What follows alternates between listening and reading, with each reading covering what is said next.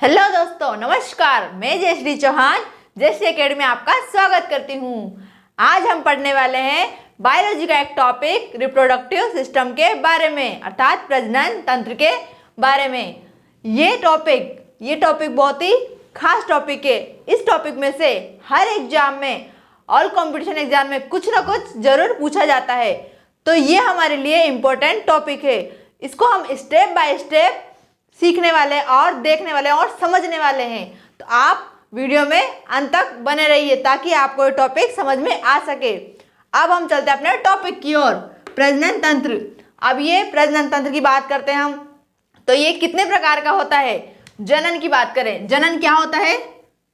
जब हम जनन से बात करते हैं, इस जनन शब्द से हम किस चीज को लेते हैं? जनन शब्द होता है जब भी कोई सजीव अपने समान संतति उत्पन्न करने की जो क्षमता रखता है, उस प्रक्रिया को हम क्या कहते हैं? जनन या रिप्रोडक्शन से जानते हैं। तो फिर कोई भी सजीव, जैसे कि कोई सजीव में कौन कौन? पादप भी आ सकते हैं, और क्या छोटे मोटे कीड़े मकोड़े, सजीव में जो सजीव जीव होते हैं वो सब जनन क्रिया कर सकते हैं। तो फिर जो सजीव अपने समान संतति उत्पन्न करते हैं, मतलब एक सजीव होगा तो वो क्या होगा? अपने समान संतति उत्पन्न करेगा, तभी तो जीवों का अस्तित्व बना रहेगा। सजीव से सजीव की उत्पत्ति वो किसके अंतर्गत आएगी? वो जनन के अंतर्गत आती है।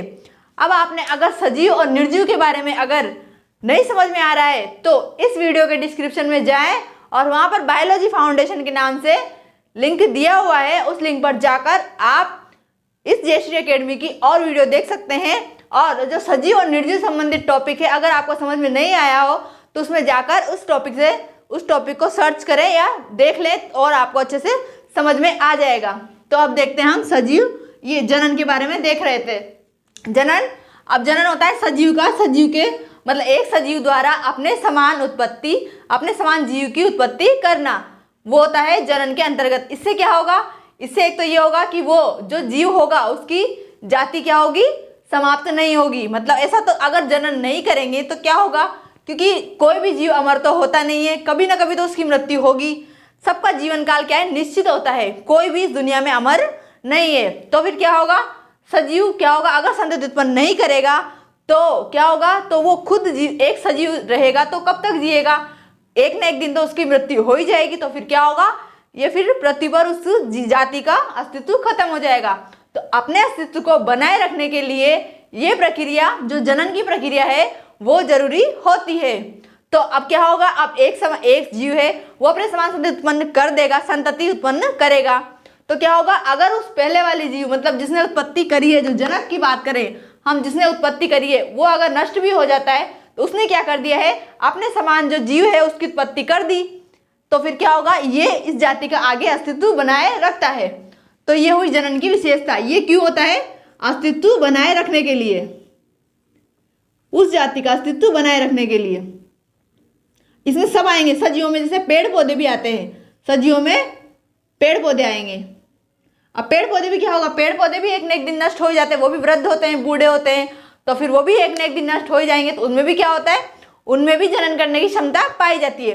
बस इतना सा होता है कि उनमें तरीका अलग अलग होता है। हर कीड़े मकोड़े में या हर सजीव में, हर जीवों में जनन अलग अलग प्रकार से होता है। अब हम जनन के प्रकार के बारे में चर्चा करते हैं। तो अब देखते हैं जनन कितने प्रकार का होता है। जो जनन होता है वो रिप्रोडक्शन कितने प्रकार का होता है? 2 प्रकार का होता है। एक तो होता है अलैंगिक जनन।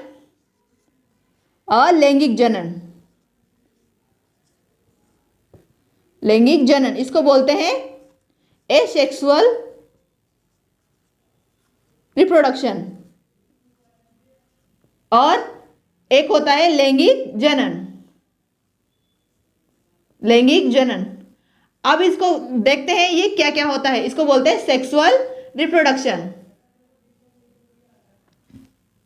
अब इसको देखते हैं। अब अलैंगिक से मतलब क्या है? यहाँ पे इस अलैंगिक वाले जनन में इसकी क्या विशेषता होती है? इसमें जो उत्पत्ति करने वाले जीव की संख्या है वो क्या होती है? 1। मतलब इसमें तो लैंगिक जनन वाले में क्या होता है? जो 2 जीव होते हैं, 2 जनक कोशिकाएं, मतलब जैसे आप मनुष्य का उदाहरण ले लो। अब इस लैंगिक जनन में क्या होता है? मनुष्य का जब एक जीव की उत्पत्ति होती है तो कितने जीव से मिलकर होती है? वो 2 जीव से, नर और मादा से मिलकर क्या बनती है? एक संतान बनती है। और इसमें क्या होता है, जो अलैंगिक वाला जनन है उसमें नर और मादा की आवश्यकता नहीं होती, उसमें क्या होता है, सिर्फ एक जनक कोशिका होती है, अर्थात मतलब पेरेंट्स के रूप में केवल और केवल एक होता है। और इसमें पेरेंट्स के रूप में कितने होते हैं? 2 होते हैं। 2 से मिलकर एक संतान या फिर आगे उस जीव की उत्पत्ति होती है। तो इसमें पहली विशेषता तो होगा, इसमें क्या होगा? एक जनक कोशिका, अर्थात पेरेंट्स के रूप में हम एक कोशिका को लेते हैं, एक जनक होगा इसमें।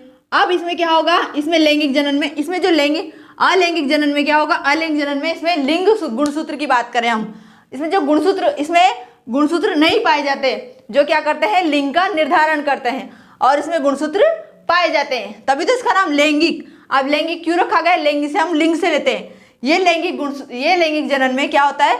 लिंग का निर्धारण होता है। लिंग से मतलब हमारा मेल, जेंडर से लेते हैं, मेल या फीमेल। मेल और फीमेल किसमें बनते हैं? इस लैंगिक जनन में बनते हैं। और इसमें अलैंगिक मतलब यानी नहीं, लैंगिक नहीं होता, इसमें लिंग का निर्धारण नहीं होता, इसमें सब समान होते हैं। तो इसमें आ गया लिंग निर्धारण नहीं, लिंग नहीं होता इसमें। अब इसके बाद इसमें लिंग होता है, इसमें यहां लिख लेते हैं, इसमें 2 जनक कोशिका, 2 जनक शेल। आपने मनुष्य में देखा होगा ना, जब एक बच्चे का जन्म होता है तो उसके लिए कौन कौन उम्मीदवार होते हैं? एक माता और एक पिता। उनके द्वारा सेक्स करने पर एक जीव की या फिर एक बच्चे का जन्म होता है। तो इसमें 2 जनक शेल आएगी। इसके बाद इसमें लिंग का निर्धारण होता है। इसमें तो होता है ना कि लड़का होगा या लड़की होगी, ये इसमें निर्धारित होता है। या फिर जीव में ले लो, जानवरों में ले लो, जानवर में होता है। जैसे आप किसी की बात कर लो, जानवर में किसकी, जैसे आप बंदर की बात कर लो, बंदर में भी होता है नर और मादा, गाय में होता है नर और मादा, सब में होता है। तो इन जीवों में जो लैंगिक जनन करते हैं उनमें 2 जनक कोशिका होती है और लिंग का निर्धारण होता है, लिंग का निर्धारण होता है।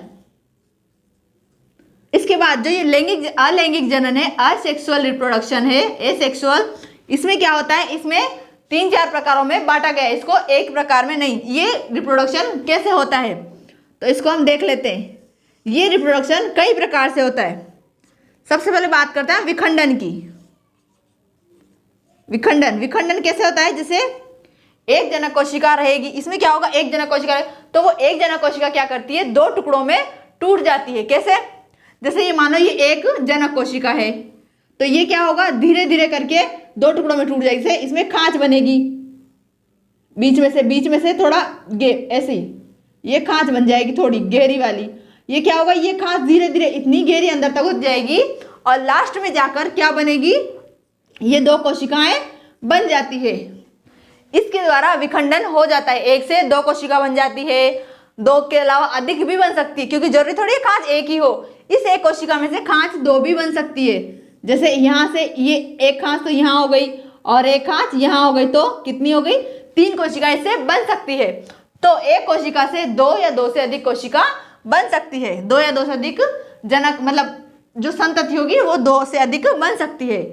और इसके एग्जाम्पल के रूप में हम लेते हैं तो आएगा एक तो अमीबा, क्योंकि इस प्रकार का जो विखंडन या इस प्रकार का जो जनन है वो पाया जाता है अमीबा में और पैरामीशियम में। ये क्या है? एक कोशिकीय जीव है। अमीबा भी एक कोशिकीय जीव है और पैरामीशियम भी एक कोशिकीय जीव है। जो अमीबा होता है उसका शरीर क्या होता है? एक कोशिका से बना होता है, और पैरामीशियम का शरीर भी एक कोशिका से मिलकर बना होता है। अब एक कोशिका है, अब कोशिका को हम ऐसे खुली आंखों से या फिर इन नंगी आंखों से नहीं देख सकते ना, उसके लिए क्या जरूरत पड़ेगी? हमें किसकी? सूक्ष्मदर्शी की जरूरत पड़ती है। तो ये एक कोशिकीय जीव है। अब इन दोनों में क्या होता है? एक होता है युगलीना। अमीबा में किस प्रकार का विखंडन होता है? अमीबा में क्या होता है? अमीबा खुद इसकी आकृति डिसाइड नहीं होती है, तो अमीबा में कैसे होगा जनन? अमीबा तो ऐसी आकृति कैसी भी हो सकती है, तो अमीबा में क्या होगा? कहीं से भी खांच बन सकती है और खांच बन के कहीं से भी 2 कोशिकाएं या 3 कोशिकाएं टूट सकती है। अब पैरामीशियम कैसा होता है? जो पैरामीशियम की संरचना है वो ऐसी होती है, ये थोड़ा ऐसा होता है, इसका ऐसा, ये थोड़ा लंबा पार्ट में होता है ये पैरामीशियम। इसमें क्या होगा? इसमें जो इसकी बॉडी है इसमें अनुदैर्घ्य रूप में इसका विखंडन होता है। जैसे यहाँ से 2 कोशिकाएं बन गई थोड़ी, ये ऐसे 2 कोशिकाएं बन जाती है इसमें। अब क्या होगा, ये एक इधर चला गया, एक इधर चला गया, हो गया ना एक। अभी धीरे धीरे क्या होगा, यहाँ से टूट जाएगी और टूटकर क्या बना लेगी, 2 कोशिकाएं या 2 संतति बन जाएगी। तो एक पैरामीशियम से 2 पैरामीशियम बन जाएंगे। और युग्लिना की बात करें, युग्लिना में तो सिंपल स्ट्रक्चर होती है। युग्लिना में अमीबा की तरह होता है, जैसे अमीबा में कहीं से भी टूट सकता है ना, तो युग्लिना में भी कहीं से भी खांच निकल सकती है और ये खांच क्या करती है, आगे जाकर 2 युग्लिना बना लेती है। इसके बाद बात करते हैं हम मुकुलन की। अब मुकुलन में क्या होता है, मुकुलन में जो एक संतति कोशिका है उससे मुकुल, इसका अर्थ समझने की कोशिश करना, ये एक संतति कोशिका से मुकुल निकल जाता है। जैसे इसमें एग्जाम्पल के रूप में हम लेते हैं, इसमें एग्जाम्पल आएगा एक हाइड्रा, हाइड्रा और यीस्ट, यीस्ट नाम का जीव। मतलब यीस्ट से हम कवक को लेते हैं। कवक जो देखा हो आपने, यीस्ट फफूंद, वो रोटी होती है ना, रोटी में कभी कभी आपने खराब हो गई वो रोटी, उसमें थोड़ी थोड़ी व्हाइट कलर की वो आ जाती है, फफूंद सी आ जाती है, उसको हम जनरल भाषा में बोलते हैं फफूंद, तो उसको हम यीस्ट के अंतर्गत लेते हैं। तो यीस्ट और हाइड्रा में किस प्रकार का, मुकुलन प्रकार का, या मुकुलन जो प्रकार है इसका अलैंगिक जनन का, वो पाया जाता है। तो अलैंगिक जनन ऐसा होता है, जैसे ये हाइड्रा, हाइड्रा में क्या ऐसे निकले होते हैं, ये तंतु निकले होते हैं। तो हाइड्रा में क्या होगा, अभी यहाँ से थोड़ी सी गिठान आगे निकलेगी, फिर ये क्या होगा, ये बनती बनती कैसी बन जाएगी, थोड़ी बड़ी हो जाएगी। अब थोड़ी बड़ी हुई, ऐसे बड़ी करती करती लास्ट में ये मुकुल अलग हो जाएगा और नया जीव बना लेगा, अर्थात नया हाइड्रा बन जाएगा। तो होगा ना, एक हाइड्रा से 2 हाइड्रा बन गए। इसमें न तो 2 जनक कोशिकाओं की जरूरत पड़ी और ना ही निषेचन की या फर्टिलाइजेशन की जरूरत पड़ी।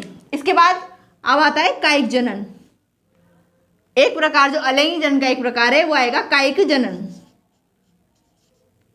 कायिक जनन। अब जो कायिक जनन होता है ये किसमें पाया जाता है, ये पादपों में पाया जाता है। ये तो हमारे जीवों की बात थी। जो अलैंगिक जनन होता है वो पादपों और जंतुओं दोनों में पाया जाता है। तो ये विखंडन और मुकुलन तो, ये विखंडन और मुकुलन तो जीवों में पाया जाता है। और ये किसमें पाया जाता है, पादपों में। पादप में किस किस को लेंगे हम, पत्थर चट्टा, पत्थर चट्टा नाम का एक पादप आता है, जिसमें क्या होगा, इसमें पत्थर चट्टा नाम के पादप में जो पत्ती होती है, इसका पर्ण वाला भाग होता है, उस पर्ण से मुकुल निकलते हैं या छोटे छोटे वो जो रोम होते हैं वो निकलते हैं और धीरे धीरे करके वो अलग पादप बना लेते हैं, वृद्धि करके अलग पादप बना लेंगे।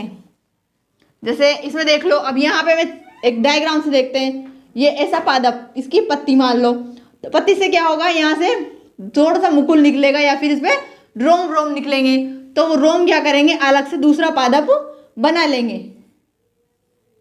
ये रोम अलग होकर क्या करेंगे, दूसरा या नया पादप, नया जीव तो नहीं, नया पादप बना लेंगे। ये हो गई अलैंगिक जनन की बात। अलैंगिक जनन में अब लैंगिक जनन की बात करें हम, तो लैंगिक जनन में क्या होता है, ये है, इसका नाम है सेक्सुअल रिप्रोडक्शन। मतलब ये रिप्रोडक्शन सेक्स के बिना असंभव है।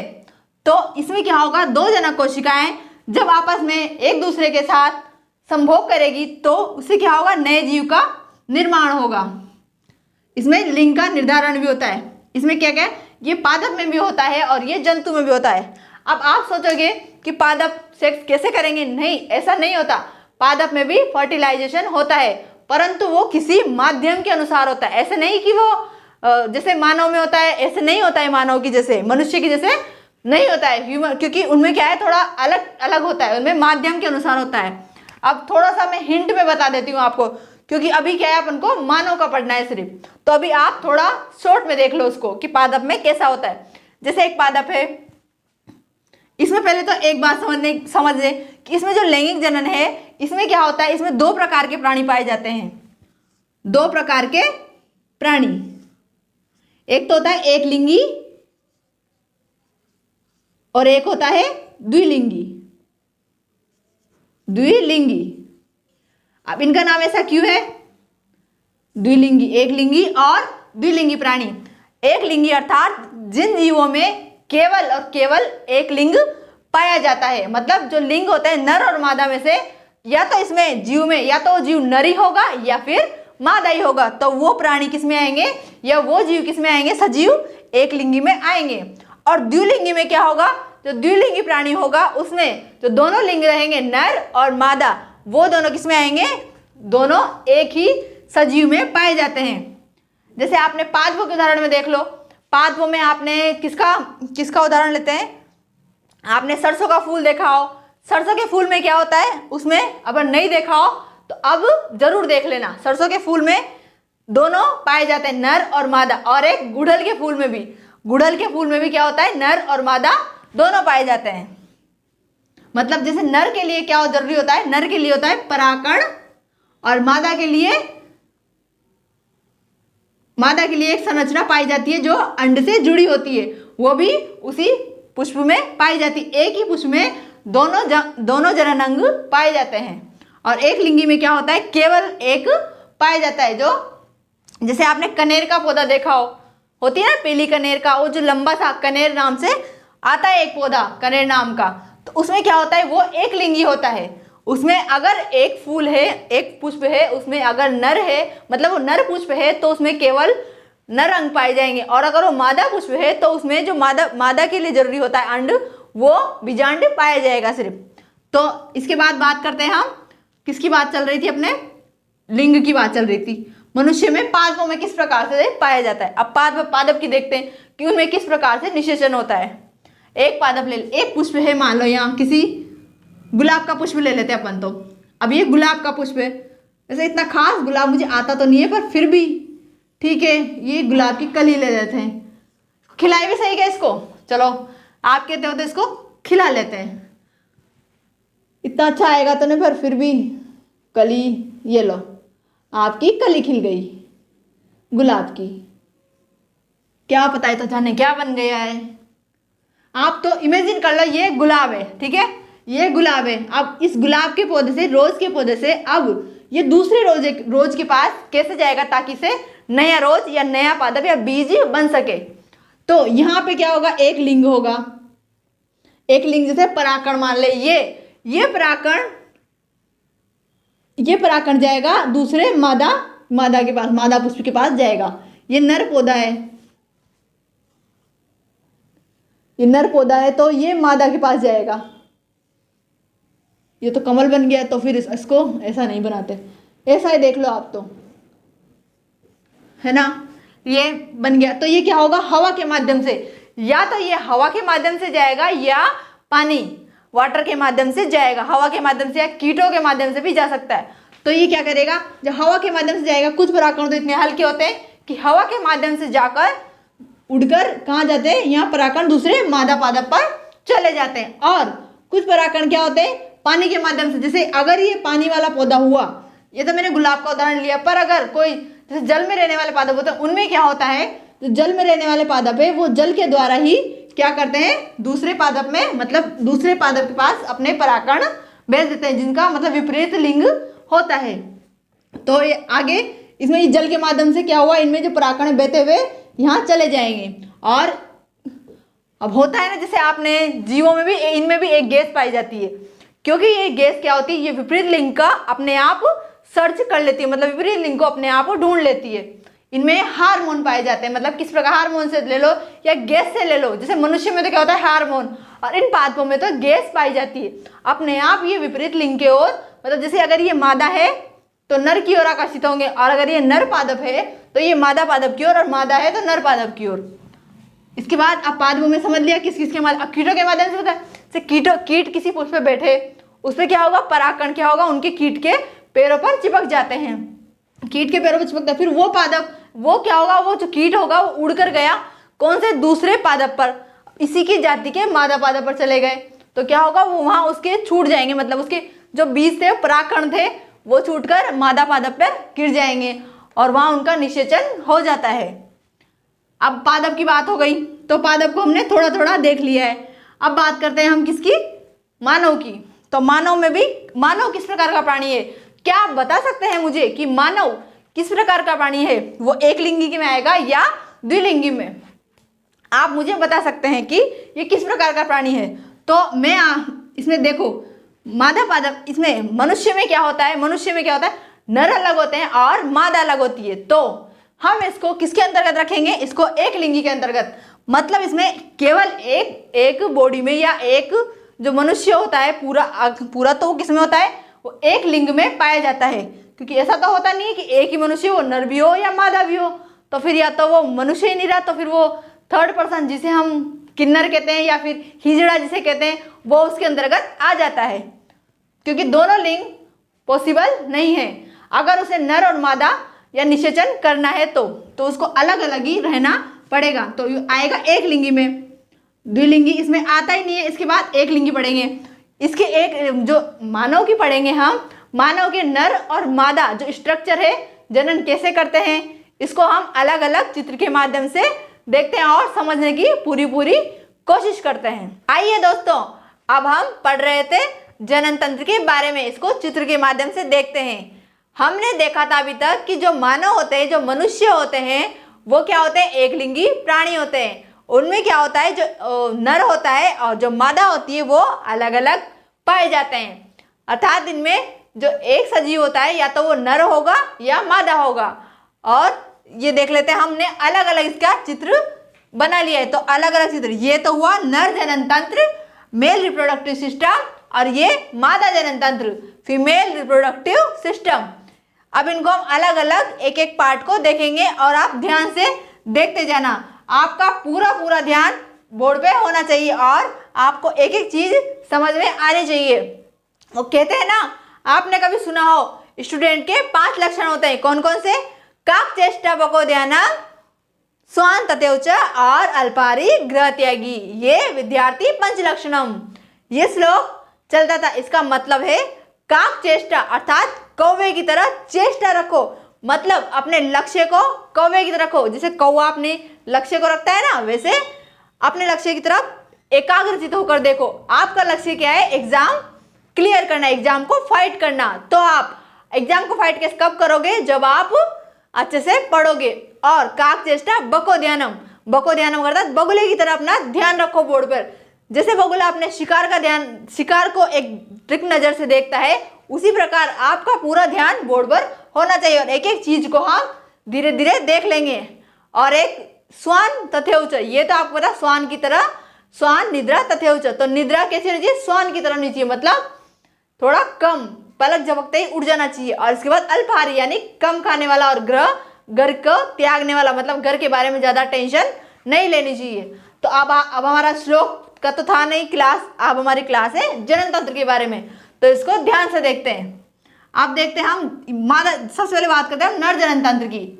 नर में किस प्रकार का जनन तंत्र या क्या क्या भाग पाए जाते हैं। जो नर जनन तंत्र होते हैं उसमें जो ये है जनन अंग, पहले तो बात करते हैं हम जो प्राथमिक जनन अंगे और द्वितीय जनन अंगे। प्राथमिक जनन अंग के रूप में हम किसको लेते हैं, ये जो हमारा ये दिखाई दे रहे हैं आपको संरचना, ये क्या होता है, जो वृषण, ये संख्या में कितने होते हैं, 2 होते हैं। और ये क्या होते हैं, ये जो शरीर होता है ये क्या होता है, उसके बाहर पाए जाते हैं। जैसे ह्यूमन बॉडी है, अब ह्यूमन बॉडी का टेम्परेचर तो बहुत हाई होता है अंदर से। और जो ये वृषण होते हैं, ये टेस्टिस होते हैं, इनके अंदर जो शुक्राणु बनते हैं वो क्या होते हैं, वो कम तापमान पर बनते हैं। अब कम तापमान पर ये बनेंगे तो क्या होगा, कम तापमान पर बनने के लिए क्या होगा, इनको बॉडी से बाहर ऐसी संरचना दी गई है कि ये बॉडी से बाहर निकले होते हैं, या बॉडी से बाहर जो वृषण कोष, इसके बाहर एक कोष पाया जाता है, वृषण कोष, स्केरल सेक पाया जाता है, जो इसको बॉडी के बाहर मतलब उसमें लटके होते हैं। जैसे ये तो हुआ हमारा पुच्छ का भाग, और ये बाहर बॉडी के बाहर लटके होते हैं, इस प्रकार से ये लटके होते हैं। तो ये लटके होते हैं, तो ये किसमें लटके होते हैं, और ये वृषण कोष के अंदर सुरक्षित रहते हैं। वृषण किसके अंदर, वृषण कोष के अंदर रहते हैं, क्योंकि इनमें जो शुक्राणु बनते हैं वृषण में, जो एक क्या है, ये नर जनन तंत्र का बहुत ही महत्वपूर्ण पार्ट है। अभी देखते हैं हम शुक्राणु क्या होते हैं। आप बस इतना देख लीजिए अभी कि इसमें बनने वाले जो शुक्राणु है उनको टेम्परेचर की आवश्यकता, उनको कम टेम्परेचर में वो ज़्यादा विकसित होते हैं, तो उसके कारण क्या होता है, ये बाहर बॉडी से बाहर पाए जाते हैं, क्योंकि बॉडी का टेम्परेचर तो ज़्यादा होता है। इसके बाद हम बात करते हैं, आगे चलते हैं। अब देखते हैं, आपने शुक्राणु की बात करी थी। शुक्राणु क्या है, शुक्राणु जो मेल जनन, जो ये मेल रिप्रोडक्टिव सिस्टम है, उसमें एक पाया जाता है कि ये क्या करता है, ये निषेचन का काम करता है। शुक्राणु के द्वारा क्या बनते हैं, ये एक युग्मक के रूप में काम करता है। शुक्राणु जब मादा की योनि में जाएगा, मादा की किसमें, सेक्स करते टाइम मादा की योनि में जाएगा, किसके द्वारा, किसके कौन से मार्ग से जाएगा, इस ये जो पूंछ वाला मार्ग है, ये शिश्न अर्थात पेनिस वाला मार्ग है, इसके माध्यम से किसमें जाएगा, मादा की योनि में जाएगा। तो वो क्या जाता है मादा की योनि में, शुक्राणु जाता है। और शुक्राणु किसमें जाता, क्या करता है, मादा की योनि में जाकर निषेचन का, अंड से निषेचन का कार्य करता है।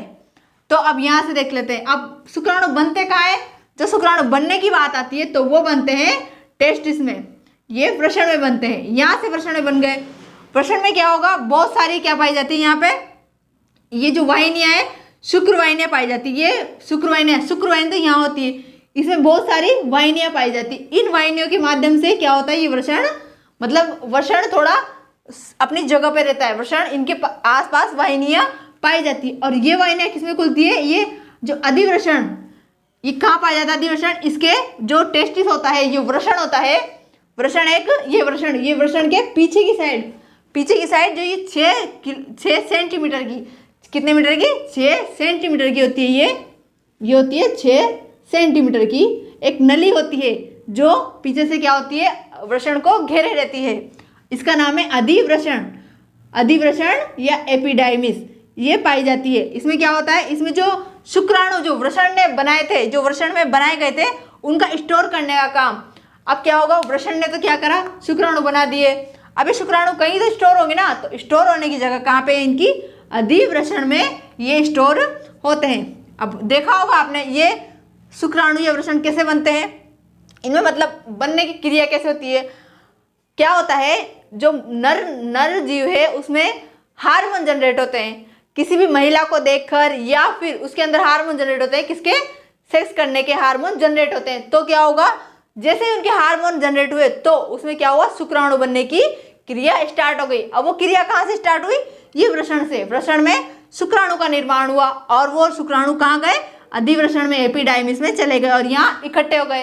अब ये इकट्ठे तो हो गए, ये इकट्ठे हो गए, उसके बाद अब उसने सेक्स किया तो नहीं ना अभी, तो क्या होगा, उसके अंदर जो हार्मोन जनरेट होंगे उसके माध्यम से बना, तो फिर ये यहाँ से हो गए, यहाँ से होते हुए कहाँ गएंगे, ये जो शुक्रवाहिनी अधिवृषण से क्या जुड़ी होती है, ये जो लंबी वाहिनी जुड़ी होती है, ये यहाँ तक, कहाँ तक, शुक्राशय तक जाती है, ये यहाँ से शुक्राशय तक जाती है, अधिवृषण से लेकर शुक्राशय तक जाती है। इसको बोलते हैं हम शुक्रवाहिनी, वेस डिफरेंस, ये शुक्रवाहिनी जुड़ी होती है। इसके माध्यम से ये जो शुक्राणु होते हैं यहाँ से होते हुए जाते हैं, और कहाँ जाते हैं, शुक्राशय में चले जाते हैं।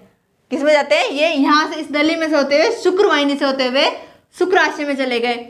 अब शुक्राशय में क्या होगा, शुक्राशय में इनमें इसको जो ये शुक्राणु बने हैं, इनको क्या क्या किया जाएगा, चिकना बनाया जाएगा। मतलब इसमें एक पदार्थ जो क्या करते हैं, पदार्थ जो शुक्राशय होता है, इसकी दीवारें थोड़ी मतलब चिकनी पेशी होती है, ये एक श्लेष्मा का स्राव करती है, जिसके कारण क्या होता है, इसमें द्रव पदार्थ या तरल पदार्थ मिल जाते हैं। तो इसके कारण क्या हो जाता है, ये द्रव रूप में आ जाता है, क्योंकि यहाँ से तो केवल शुक्राणु आए, अब शुक्राणु यहाँ जाकर शुक्राशय में गए, तो शुक्राणु, अब शुक्राणु तो डायरेक्ट जा नहीं सकते, तो इसको क्या मिक्स, मतलब किसी द्रव पदार्थ में या तेलीय पदार्थ में मिक्स करना पड़ेगा। तो यहाँ से शुक्राशय में गए, ये सेमिनल वेसिकल, इसको बोलते हैं सेमिनल वेसिकल शुक्राशय को। तो शुक्राशय में क्या हुआ, यहाँ आया, और जो ये दिखाई दे रही है आपको संरचना, इसमें शुक्राशय कितने होते हैं, 2 पाए जाते हैं। एक नर में या एक मेल में कितने शुक्राशय पाए जाते हैं, 2 शुक्राशय, और टेस्टेड भी कितने, 2 पाए जाते हैं। आपको चित्र में साफ साफ दिखाई दे रहा है। तो यहाँ से क्या हुआ, यहाँ से ये शुक्राणु आए। इसके बाद जब ये प्रोस्टेट ग्लैंड दिख रही है, अभी प्रोस्टेट ग्लैंड क्या करती है, जो प्रोस्टेट ग्लैंड है इसमें ये शुक्राशय में से जो क्या होता है, शुक्राणु आए थे तरल पदार्थ के रूप में, ये प्रोस्टेट ग्लैंड क्या करती है, एक गंध का स्राव करती है। उसके कारण क्या होता है, जो ये बनने वाला जो सीमन, इसको क्या बोलेंगे अब अपन, जब तरल पदार्थ मिल जाता है, तो इस तरल पदार्थ को जो शुक्राणु मिक्स होते हैं, उसको हम किसके नाम से जानते हैं, सीमन नाम से, ये सीमन बोलते हैं, इसको सीमन बोल दो या वीर्य बोल दो, सीमन या वीर्य बोलते हैं। तो ये वीर्य क्या होगा, इसमें गंध किसके कारण आती है, जो प्रोस्टेट ग्लैंड होती है वो एक गंध का स्रवण करती है।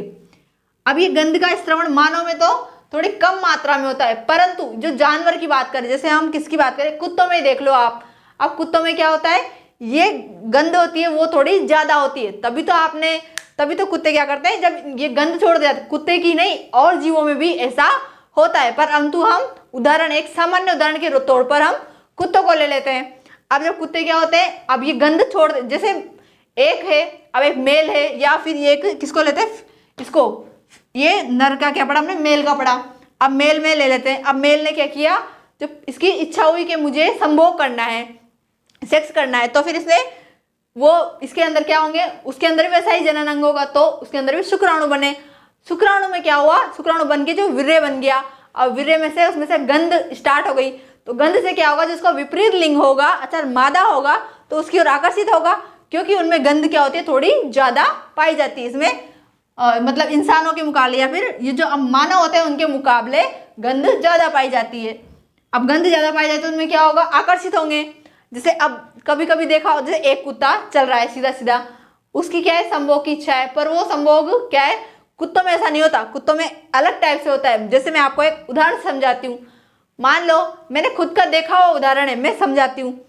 हमारे पड़ोस में क्या हुआ कि है ना, एक कुत्ता था। अब एक कुत्ते ने क्या था, वो नर कुत्ता या मादा पता नहीं, मुझे ध्यान नहीं ठीक से, पर एक था, उसकी संभोग करने की चाहती, पर उसमें क्या होता है, वो गंध का स्राव करती है। उस गंध को जो सूंघते हुए या उस गंध का स्मेल से सूंघते हुए आसपास बहुत सारे उसके विपरीत लिंग के आ गए, तो विपरीत लिंग ने उसने क्या किया, उस जो एक है जिसकी संभोग करने की इच्छा है, उसने जैसे मान लो संभोग करने की इच्छा किसकी, वो मादा मान लेते हैं अपन, माना कि वो मादा थी, तो वो मादा कुत्ते ने क्या किया, वो मादा कुत्ते ने उसको किसको इकट्ठा कर लिया, वो जो नर कुत्ते हैं उनको इकट्ठा कर लिया। अब वो जब एक चबूतरा बना था, मैंने देखा था एक पड़ोस में, जो चबूतरा बना था उस पर वो खड़ा था मादा कुत्ता, अब उसको कुतिया बोल सकते हैं अपन, जैसे कुतिया, ठीक है, कुतिया, वो कुतिया थी। अब उसने क्या हुआ, बहुत सारे उसके आसपास कुत्ते इकट्ठे हो गए। अब वो क्या करती है, जो कुतिया होती है वो उन सब में से सिलेक्ट करती है, या फिर वो उनमें सब में से छांटती है कि मुझे किसके साथ संभोग करना है। तो वो क्या करती है, धीरे धीरे उन कुत्तों के पास जाती है, या फिर उन कुत्तों में सिलेक्ट करते हैं। होता है ना, अपन में भी तो होता है, क्या करते हैं अपन, शादी के लिए लड़की सिलेक्ट करते हैं, उनमें भी ऐसा ही होता है, वो तो एक ही बात है। हम भी तो क्या है, जानवर ही तो है एक, तो कुतिया और कुत्तों में भी ऐसा ही होता है, बस उनकी थोड़े तरीका अलग होता है। हमारे में तो सम्मान से, शिष्टाचार से होता है, पर उनमें तो क्या है, तो जानवर है। अब जानवर की कैटेगरी तो क्या रहेगी, वो तो जानवर ही रहेंगे। तो फिर उनमें मैंने देखा, फिर आगे क्या हुआ, वो जो कुतिया उस सीढ़ियों से उतरते हुए धीरे धीरे नीचे गई, सीढ़ियों से, जैसे कैसे, अब आपको पता है जो कुतिया होती है, जो मादा होती है, वो कैसे चलती है मॉडर्न, ऐसे धीरे धीरे उसने मटक मटक के चलने का काम किया, धीरे धीरे मटकते हुए चली। वो रिझा रही थी किसको, कुत्तों को रिझा रही थी कि ये सब मेरे पास आए, तो वो रिझा रही थी कुत्तों को। धीरे धीरे गए वो, क्या हुआ, उसे गंध और स्मेल, जैसे जितनी संभोग करने की ज्यादा इच्छा हुई इसकी, और स्मेल छोड़ती गई वो, तो धीरे धीरे वो गई। उसके पीछे पीछे वो सारे लाइन से कुत्ते, मैंने देखा कि वो सारे लाइन से जा रहे हैं उसके पीछे पीछे। मेरा सोचना हुआ कि ये कुत्ते जा कैसे रहे हैं, पर मुझे समझ में आ रहा है, क्योंकि अपन जानते हैं इस चीज को, ये कि ऐसा क्यों हो रहा है। तो फिर वो धीरे धीरे उसके पीछे गए, और आगे जाकर क्या हुआ, उन सब कुत्तों में से उसने एक को सिलेक्ट किया और उसी के साथ संभोग किया। वो किस कारण हुआ, ये जो प्रोस्टेट ग्लैंड है उसमें गंध छोड़ी है, विशिष्ट गंध, एक प्रकार की जो गंध होती है, जो अलग ही प्रकार की होती है, ये केवल और केवल वीर्य में ही पाई जाती है। तो इसमें, और ऐसा नहीं कि गंध इसी में ही पाई जाती है, गंध जो मादा होती है, मादा में दोनों में अलग अलग प्रकार की गंध पाई जाती है। तो मादा की बात हम अभी बाद में करने वाले हैं, अभी इसको देख लेते हैं। इसके बाद जो ये छोटी छोटी, ये प्रोस्टेट ग्लैंड के बाद आपको ये छोटी गोल प्रोस्टेट ग्लैंड के ही जस्ट नीचे दिखाई दे रही, इनको नाम बोलते हैं अपन बुल ब्रोथल ग्लैंड, काउपर ग्रंथि, इनको बोलते हैं बुल ब्रोथल ग्लैंड या काउपर ग्रंथि बोलते हैं इनको। अब काउपर ग्रंथि है ये क्या करती है, जो प्रोस्टेट ग्लैंड है इसकी ही समान कार्य करती है। जैसे ये भी क्या करती है, जो वीर्य होता है उसको चिकना बनाने का काम करती है, कि जितना ज़्यादा चिकना होगा उतनी फिसलन अधिक होगी और उतना सेक्स करने में ज़्यादा सुख महसूस या आनंद की अनुभूति होती है, क्योंकि परेशानी भी कम होगी। अब आप देख सकते हो किसी भी चीज़ को अगर आप जैसे ऐसे रहेगी, कोई भी चीज़ पे अगर रगड़ लगाओगे तो क्या होगा, अगर वो चिकना होगा तो उसको रगड़ का एहसास कम होगा, अगर वो चिकना नहीं हुआ तो क्या होगा, वो रगड़ का एहसास होगा और उसे बहुत सारे इन्फेक्शन होने का खतरा रहता है। तो जिन जीवों में यह प्रोस्टेट ग्रंथि छोटी होती है या कम काम करती है, उनमें जो सेक्सुअल रोग होते हैं, जो लैंगिक से संबंधित रोग होते हैं, वो होने की संभावना अधिक होती है। और जिनमें अच्छे खासे ये प्रोस्टेट ग्लैंड ठीक से काम करती है और ये जो इसके बाद ये कॉपर ग्रंथि ये भी ठीक से काम करती है, तो इसमें क्या होता है, वो रोग होने की संभावना कम होती है। अब इसके बाद बात करते हैं, जो संरचना दिखाई दे रही है लंबी बेलनाकार संरचना, इसको हम बोलते हैं शिश्न अर्थात पेनिस बोलते हैं। ये पेनिस क्या करता है, एक मार्ग का काम करता है। ये मार्ग का काम करता है, किसके मार्ग का, शुक्राणु को किसमें पहुंचाने का, मादा की योनि अर्थात वर्जाइना में पहुंचाने का काम करता है। अब इस शिश्न में क्या होता है, इस पेनिस में पेशियां अंदर से, ये जो पेनिस होता है इसमें रक्त बहुत ज्यादा, मतलब रक्त की आपूर्ति सबसे, पूरी बॉडी में जो रक्त की आपूर्ति सबसे तेज किसमें होती है, जो पेनिस होता है सबसे ज्यादा तेज होती है, मतलब रक्त की आपूर्ति बहुत तेजी से चलती है और बहुत अधिक रक्त आता है, मतलब रक्त होता है इसमें। और जो पेनिस होता है इसके अंदर यहाँ पर आंतरिक संरचना पर या फिर आंतरिक परत पर कह सकते हैं, आंतरिक सतह पर कह सकते हैं, आंतरिक सतह पर क्या होता है, बहुत सारी पेशियां पाई जाती है। ये पेशियां क्या करती है, जब भी नर को या फिर मेल को जब भी क्या होता है संभोग करने की इच्छा होती है या संभोग करने का होता है, तो फिर ये क्या करता है, उसको कड़ापन अर्थात मतलब जैसे कड़क, एक किसको ले लेते हैं, जैसे हमारे कान है, अब ये कान या आंख में की त्वचा को देखो ये कितनी नरम है और कान की त्वचा कड़क से ले लेते हैं, तो ये मतलब थोड़ा ये जो पेशियां होती है ये संभोग करने के समय या फिर संभोग करने से पहले या संभोग करते समय भी ले सकते हैं, इसको क्या प्रदान करती है, कड़ापन अर्थात कड़क, मतलब जैसे कड़क से किसे ले लेते हैं हम, एक प्रकार से कोई चीज होती है ना उसको कड़क हो जाती है, ताकि वो क्या होता है, जैसे हमारे कान है यहाँ ही देख लो आप, तो इतने लगभग इतने माना जाता है कि इतना हो जाता है, तो ये उसको क्या प्रदान करती है, पेशियां कड़कनेस या कड़कपन प्रदान करती है। तो ये हुई इसकी बात। अब आप शुक्राणु को देख लेते हैं, शुक्राणु किस प्रकार की संरचना होती है।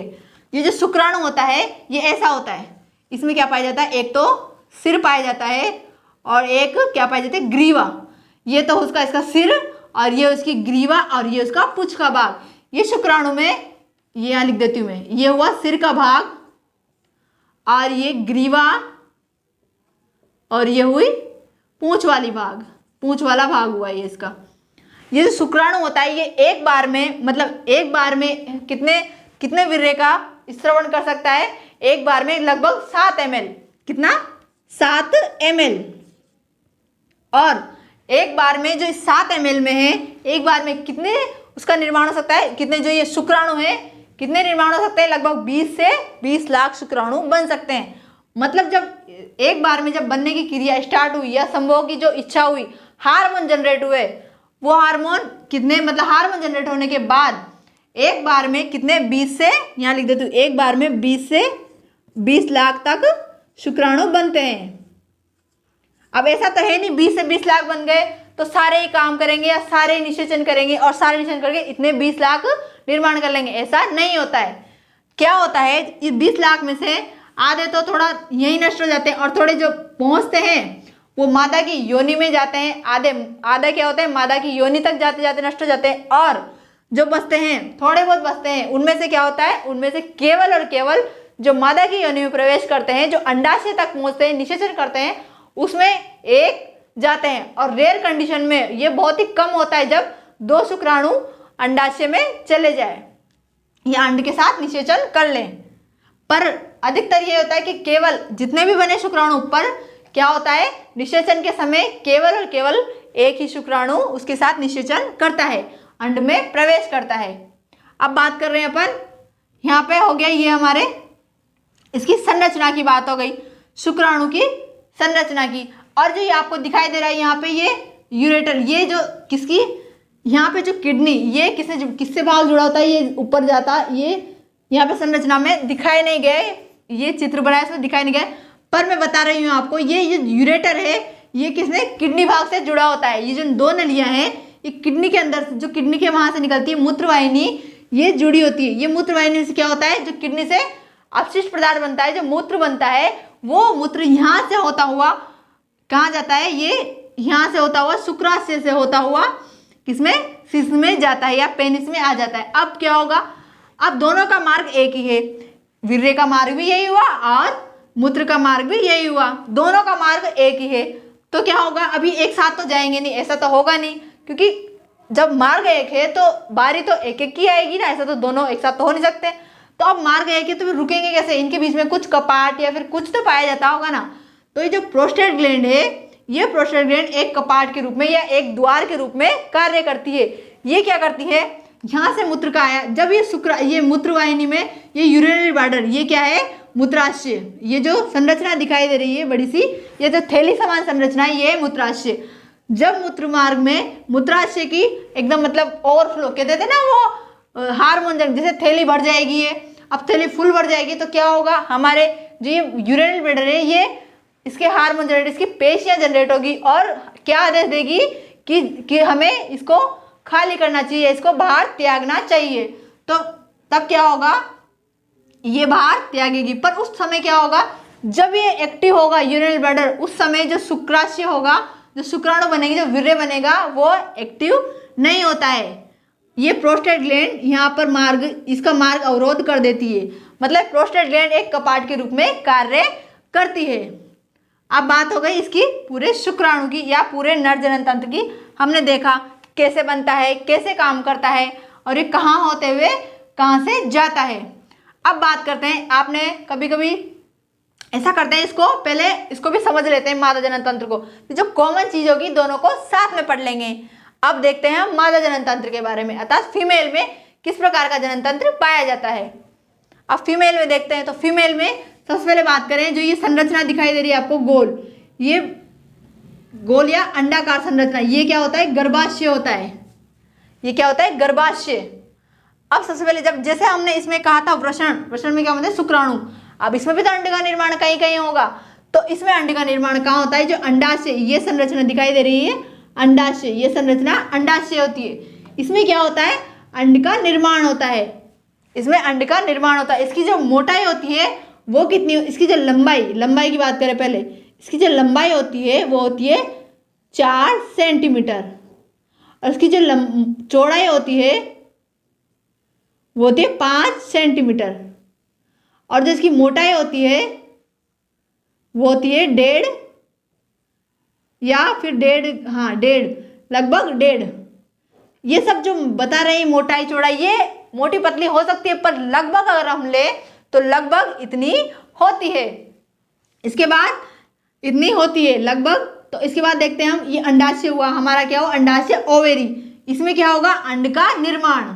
इसके बाद ये अंड कहाँ जाएगा, अंड यहाँ से इसका अंड का निर्माण हुआ। अब ये अंड तैयार हो गया, मतलब अंड बनकर तैयार हो गया, अंडाशय में निर्माण हो गया। तो ये कहाँ से, यहाँ से, जो ये दिखाई दे रही है आपको लंबी नलिकाकार संरचना, इसकी लंबाई कितनी होती है, 10 सेंटीमीटर लगभग।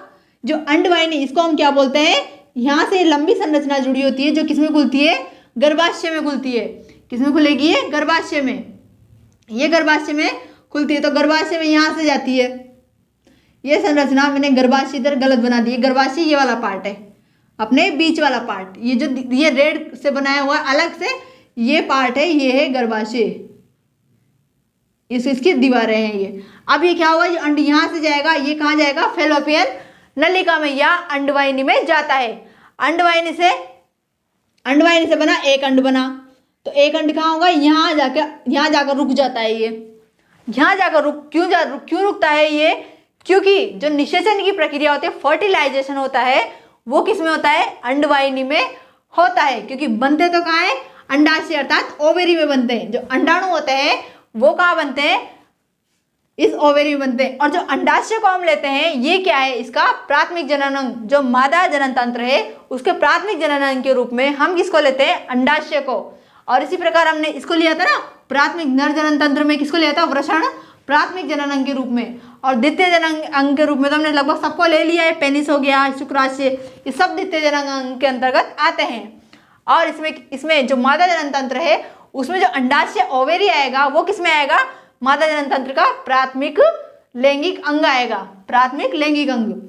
इसमें अंडाशय बन गया, यहाँ जाके अब ये यहाँ क्या कर रहा है, ये इसका इंतजार। जैसे अब ऐसा होता है ना, इसमें क्या पाए जा रहे हैं, 2 अंडाशय। तो ऐसा नहीं है कि अंडाशय एक एक करके अंडाणु छोड़ेगा, दोनों अंडाशय में एक साथ अंडाणु बन सकते हैं। ये इसमें भी एक अंडाणु बन गया और इसमें भी एक अंडाणु बन गया, ये अंडाणु दोनों यहाँ इकट्ठे हो गए। अब ये यहाँ इकट्ठे होकर क्या कर रहे हैं, इंतजार कर रहे हैं, किसका, शुक्राणु का, शुक्राणु का इंतजार कर रहे हैं कि शुक्राणु कब आए और ये इनसे निषेचन करे। पर अगर ऐसा हुआ कि क्या हुआ कि शुक्राणु नहीं आए, अर्थात इनमें निषेचन नहीं हुआ, निषेचन नहीं हुआ मतलब फर्टिलाइजेशन, अर्थात इनमें संभोग की क्रिया नहीं हुई, माना कि जो ये मादा है इसमें संभोग की क्रिया नहीं हुई, तो भी अंडाणु ऐसे तो रखे तो रहेंगे नहीं। अब क्या होगा, ये अंडाणु कहाँ जाएंगे, ये अंडाणु इसी मार्ग से होते हुए, फैलोपियन नली का मार्ग से होते हुए कहाँ जाएंगे, गर्भाशय में चले जाते हैं। और गर्भाशय में किसके माध्यम से जाते हैं, ये रक्त के माध्यम से चले जाते हैं और रक्त में मिल जाते हैं, रक्त में मिल जाते हैं। फिर रक्त में क्या होगा, ये गर्भाशय में रक्त के माध्यम से बाहर त्याग दे जाते हैं। अब ये जो संरचना दिखाई दे रही है आपको, ये गर्भाशय वाली संरचना, ये गर्भाशय होता है, ये काम क्या करती है। अब ये तो बात हुई हमने निषेचन नहीं हुआ, निषेचन नहीं होने पर क्या होगा, ये ऋतुस्राव, आपने वो देखा हो लड़कियों में होता है ना, वो द्वितीय लैंगिक लक्षण विकसित करने के लिए जो 12 से 13 साल की लड़की होती है, 12 या 13 लगभग, इसमें उनमें क्या होता है, ऋतुस्राव अर्थात पीरियड टाइम जो आता है, वो पीरियड टाइम किस कारण आता है, इसी कारण आता है। पीरियड टाइम किस कारण, कि उनमें क्या होता है, अंडाणु बनना स्टार्ट हो जाते हैं, अर्थात वो जो जनन होता है उसके लिए तैयार हो जाती है, मतलब सेक्स करने के लिए वो तैयार हो जाती है 12 से लगभग 13 साल। और जो स्टार्ट होता है उसको हम ऋतुस्राव या पीरियड टाइम को हम बाद में देख लेंगे, क्योंकि हमारा टॉपिक अभी इससे हट जाएंगे अगर हम उसको समझने लग गए तो उसको हम अलग से देख लेंगे एक बार कि वो क्या होता है। अब यहाँ से क्या हुआ, मान लो कि जैसे निषेचन हो गया, एक बार तो हमने बात की निषेचन नहीं हुआ, अब हम दूसरी कंडीशन रखते हैं कि इसमें क्या हुआ, निषेचन हो गया, माना कि यहाँ से ये योनि वाले पार्ट से, ये मादा की क्या है, योनि अर्थात वेजाइना, वेजाइना वाले पार्ट से शुक्राणु वीर्य के माध्यम से शुक्राणु आए। अब ये शुक्राणु यहाँ से होते हुए, ये जो गर्भाशय का ग्रीवा वाला भाग है, यहाँ से होते हुए गर्भाशय में आए और गर्भाशय के मार्ग से कहाँ गए, फैलोपियन नलिका में, फैलोपियन नलिका। अब फैलोपियन नलिका में जाकर किसमें, यहाँ पर अंड बना हुआ है पहले से, तैयार है कि हाँ सेक्स किसका निषेचन करने के लिए तैयार है, निषेचन करने के लिए तैयार है। तो फिर ये क्या होगा, अंड में जैसे ये अंड है, इसकी चारों तरफ क्या पाई जाती है, परत पाई जाती है ना अंड के चारों तरफ। अभी परत क्या करती है, जब इसको पता लगता है, इसमें शुक्राणु क्या होता है, चारों तरफ से वार करता है। मतलब अब शुक्राणु ऐसा तो होगा नहीं, क्योंकि कितने बनते हैं, लगभग 20 से 20 लाख बनते हैं। अब एक शुक्राणु तो आएगा नहीं, तो क्या होगा, ये हजारों की संख्या में, कितनी पता नहीं, जाने कितनी, जितने बनते हैं उसमें से बचेंगे ना, बाकी सब इसमें आएंगे, तो बहुत संख्या में ये शुक्राणु इसकी दीवार पर आ जाते हैं। जैसे यहाँ शुक्राणु ये इसकी दीवार पर आ गए बहुत सारे।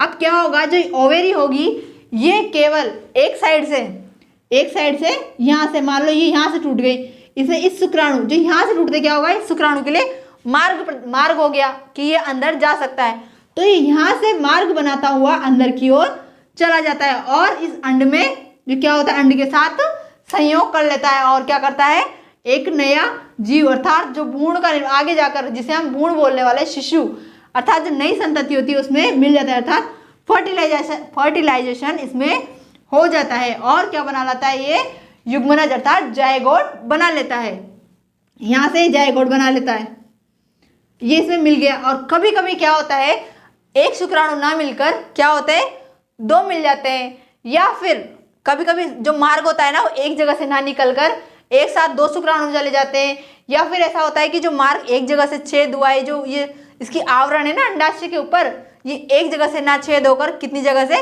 दूसरी जगह से भी हो 2 जगह से हो जाता है। या कि फिर क्या होता है, जो शुक्राणु होता है ये कितना, इसको 2 पार्ट में डिवाइड कर देता है। जब निषेचन के बाद जो ये जायगोट बनेगा, ये जायगोट क्या होता है, 2 पार्ट में डिवाइड हो जाता है।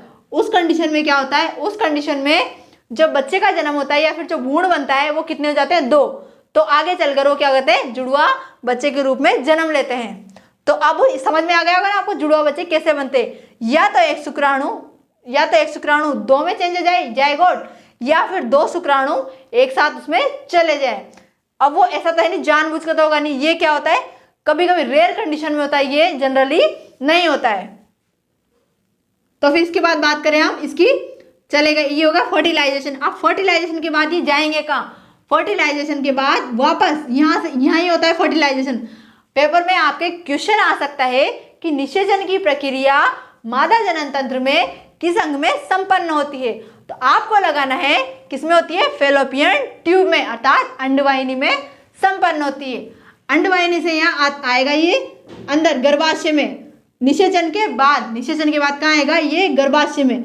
गर्भाशय क्या है? ये एक थैली समान संरचना है।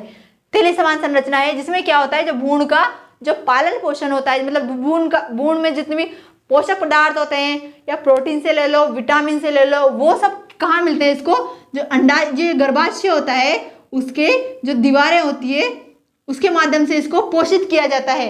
अब गर्भाशय में क्या होता है? इसमें जो द्रव भरा होता है, इस द्रव के अंदर ये इस द्रव से सुरक्षित रहता है, और जिसके ऊपर जो भ्रूण होता है इसके ऊपर एक थैली जैसी संरचना बन जाती है।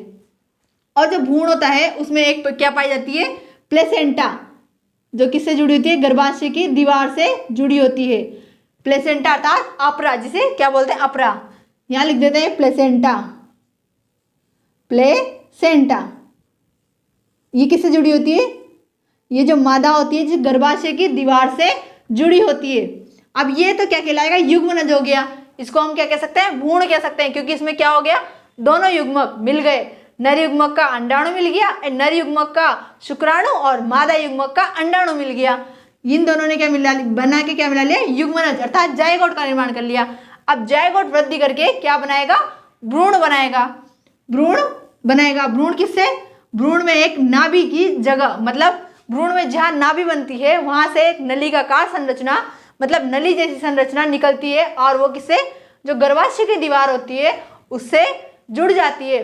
क्योंकि उस नली के माध्यम से ही जब तक वो भ्रूण इस गर्भाशय के अंदर होता है तब तक उसको पोषण में सभी तरह का पोषण आ जाता है, उसको ब्लड से मिल जाता है। उस नली के माध्यम से ब्लड में होता हुआ उस भ्रूण तक पहुंच जाता है।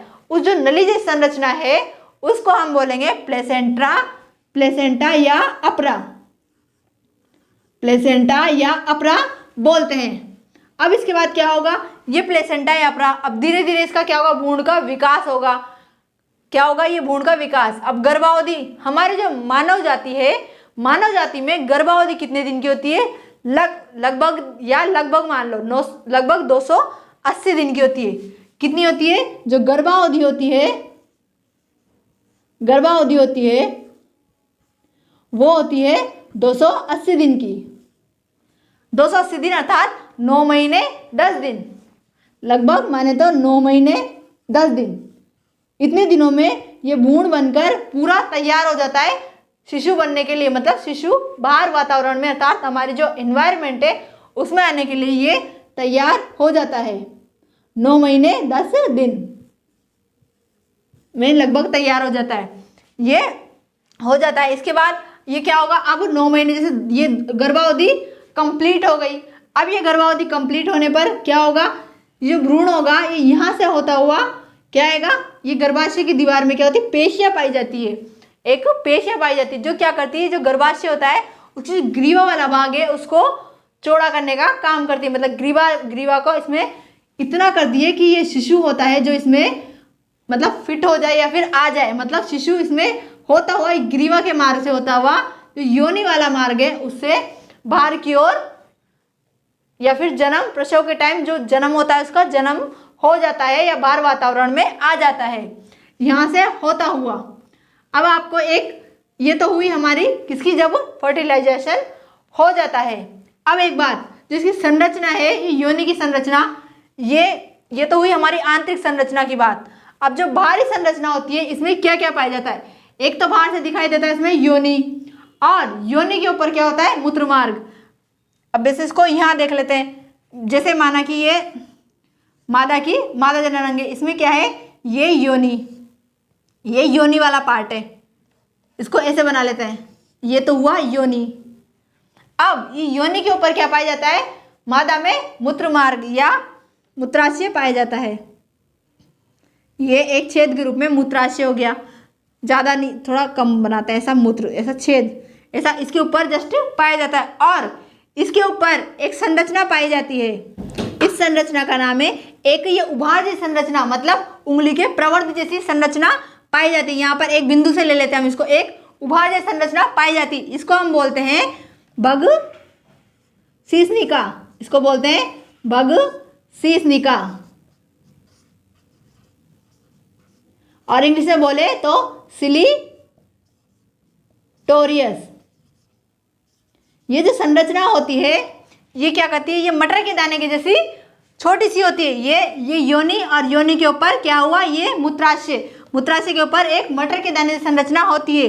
इसे हम जैसे ये क्या काम करती है, ये जो संभोग के टाइम अर्थात सेक्स करते टाइम जो ये महिला या फिर ये मादा होती है उसमें या तो इसको स्पर्श करने पर और ये शीर्षनी के द्वारा या तो ऐसे स्पर्श कर लो या शीर्षनी के द्वारा स्पर्श करने पर जो मादा होती है उसको सुख की अनुभूति अर्थात आनंद प्राप्त होता है। तो ये इसको बाहर से ऐसी दिखाई देती है। और जो हमने नर जनन तंत्र पढ़ा, नर जनन तंत्र में जो दिखाई दे रहा है केवल ये बाहर क्या क्या होता है, ये शीर्षनी वाला अर्थात पेनिस वाला पार्ट होता है। और जो ये वृषण होते हैं ये भी त्वचा, ये भी बॉडी के मतलब ह्यूमन बॉडी है उसके बाहर दिखाई देते हैं।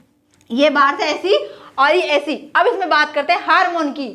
जो ये नर जनन तंत्र होता है उसमें एक हार्मोन पाया जाता है जिसमें क्या करता है, जनरेट लैंगिक लक्षणों का।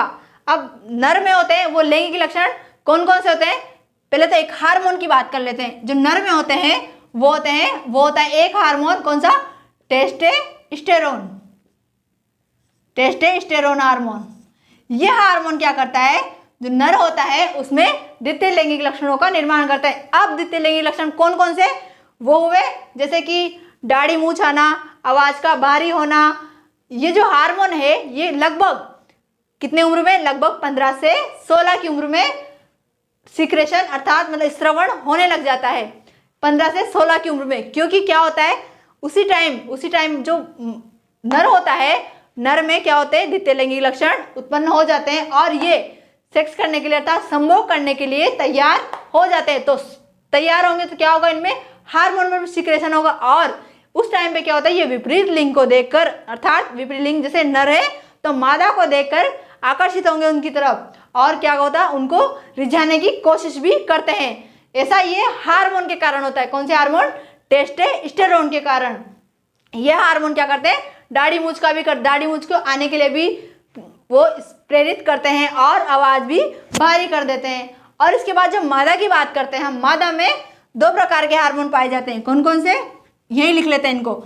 एक तो पाया जाता है प्रोजेस्टेरोन और एक एस्ट्रोजन। एक तो प्रोजेस्टेरोन और एक एस्ट्रोजन। ये हार्मोन क्या करते हैं, जो मादा होती है, मादा में द्वितीय लैंगिक लक्षण कौन कौन से, जैसे उनका क्या होता है, आवाज का बारीक हो जाना, स्तन का विकास हो जाना और बाकी ये सब जो भी इसके अंतर्गत आता है। और इसके अलावा ये क्या काम करते हैं, ये हार्मोन जो ऋतुस्राव जिसकी हम बात कर रहे थे, जो महिलाओं में या लड़कियों में होता है पीरियड टाइम, उसमें जो अंड बनता है उस अंड को क्या करते हैं, ये अंड को जो ऋतुस्राव होता है उसमें ये अंड का निषेचन नहीं होने पर उस अंड को आगे जो गर्भाशय की ग्रीवा होती है उसमें पहुंचाने का काम करते हैं। और उसमें क्या करते हैं, ये हार्मोन सिक्रेशन होते हैं और हार्मोन सिक्रेशन होकर क्या करते हैं, उसका संकुचन करते हैं। और संकुचन के माध्यम से उसका बाहर स्रवण हो जाता है। क्योंकि पीरियड का टाइम, अब बात करते हैं हम अपने पीरियड के टाइम की, उसको हिंदी में बोलते हैं हम रजोधर्म। क्या बोलते हैं, रजोधर्म। यहाँ पे मैं लिख देती हूँ, ये तो हुए नर हार्मोन। ये तो बात हुई हमारे नर हार्मोन और ये मादा हार्मोन। ये हुए नर हार्मोन और मादा हार्मोन। नर हार्मोन टेस्टोस्टेरोन, मादा हार्मोन है प्रोजेस्टेरोन और एस्ट्रोजन। अब हम बात करते हैं महिला में होने वाले ऋतुस्राव अर्थात पीरियड टाइम की। पीरियड टाइम क्या होता है, इसकी अवधि होती है 3 से 4 दिन। इसको हम देख लेते हैं। यहाँ पे पीरियड टाइम की बात करते हैं। इसकी अवधि कितनी होती है, 3 से 4 दिन तक। मतलब महिलाओं में या मादा में 3 से 4 दिन तक लगातार रक्त का स्त्राव होता रहता है। और ये किस कारण होता है, जब निषेचन नहीं होता, अंड यहाँ से होता हुआ गर्भाशय की दीवार से रक्त का स्त्राव हो जाता है। क्योंकि यहाँ पे क्या होता है, पोषण जो रक्त के लिए, जो इसके अंड के लिए पोषण इकट्ठा हुआ था वो वापस इसमें आ जाता है, अंड में मिक्स होकर, और कहाँ, रक्त के रूप में ग्रीवा भाग से योनि में आ जाता है। और जो महिलाओं में जो या लड़कियों में जो 12-13 साल की लड़की होती है उसमें पहली बार या फर्स्ट टाइम पर जो ऋतुस्राव पीरियड टाइम आता है उसको बोलते हैं हम मेनार्की या रजो दर्शन, उसे बोलते हैं हम मेनार्की या रजो दर्शन। इसके बाद अब जो महिलाओं मादा में होता है अंतिम बार, जो लास्ट में 40 से 50 की उम्र में अंतिम बार जो ऋतुस्राव होता है उसे हम बोलते हैं रजो निवृत्ति, उसे हम बोलते हैं रजो निवृत्ति। अंतिम बार आता है, कब आता है ये? 40 से 50 की उम्र में, लगभग ये सब लगभग है 40 से 50 की उम्र के बीच ये आ सकता है। ये हुआ हमारा पीरियड टाइम की बात। अब आपको ये वीडियो अच्छे से समझ में आ गई होगी। अगर नहीं आई हो, इसमें से कुछ भी पूछना हो पूरी वीडियो में से, तो आप कमेंट सेक्शन में पूछ सकते हैं और ये ज़रूर बताएं कि वीडियो कैसी लगी।